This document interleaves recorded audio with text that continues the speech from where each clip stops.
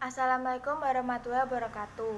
Saya Ira Divya Ramayana Manik, kelas 11 MIPA 4, nomor absen 14, ingin mengikuti ulangan harian PPKN secara lisan. Di sini saya menggunakan kertas untuk melihat soalnya. Soal yang pertama, pengertian demokrasi Abraham Lincoln. Menurut Abraham Lincoln, demokrasi adalah suatu sistem pemerintahan dari rakyat, oleh rakyat, dan untuk rakyat, yang artinya rakyat dengan serta-merta mempunyai kebebasan untuk melakukan semua aktivitas, tanpa adanya tekanan dari pihak manapun, karena hakikatnya yang berkuasa adalah rakyat. 2. Demokrasi dilihat dari 3 sudut pandang. Pertama, demokrasi dilihat dari titik berat perhatiannya. Pertama, demokrasi formal, yaitu demokrasi yang menjunjung tinggi persamaan dalam bidang politik tanpa mengurangi kesengajaan di bidang ekonomi.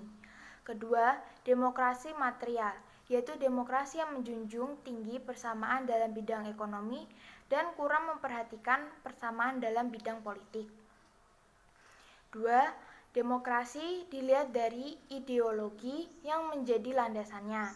Pertama, demokrasi konstitusional atau demokrasi liberal adalah demokrasi yang didasarkan pada kebebasan individu. Kedua, demokrasi rakyat atau demokrasi proletar, yaitu demokrasi yang didasarkan pada paham Marxisme sehingga komunisme yang mencita-citakan kehidupan yang tidak mengenal kelas sosial. 3. Demokrasi didasarkan proses penyaluran kehendak rakyat. Pertama, demokrasi langsung, yaitu paham demokrasi yang mengikut sertakan setiap warga negaranya dalam permusyawaratan untuk menentukan undang-undang secara langsung. Yang kedua, demokrasi tidak langsung, yaitu paham demokrasi yang dilaksanakan melalui sistem perwakilan melalui pemilihan umum. Soal yang ketiga, prinsip demokrasi. Prinsip demokrasi yaitu menyelesaikan perselisihan secara damai dan melembaga, menjamin terselenggaranya perubahan secara damai, penyelenggarakan pergantian pemimpin secara teratur, membatasi pemakaian kekerasan, dan mengakui adanya keanekaragaman.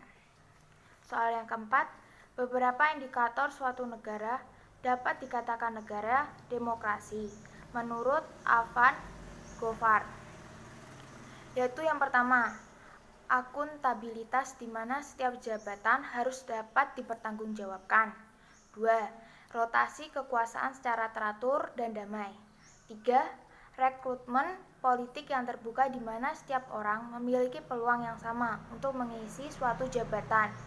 Yang keempat, pemilihan umum secara teratur. Yang kelima, pemenuhan hak-hak dasar termasuk hak untuk menyatakan pendapat, hak berserifikat, dan hak menikmati pers yang bebas. Soal yang kelima, periodisasi perkembangan demokrasi di Indonesia.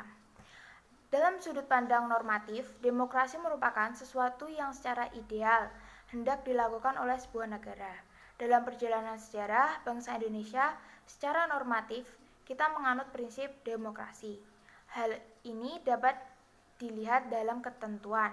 Yang pertama, Pasal 1 ayat 2 UUD 1945 sebelum diamandemen yang berbunyi, kedaulatan adalah di tangan rakyat dan dilaksanakan sepenuhnya oleh Majelis Permusyawaratan Rakyat atau MPR.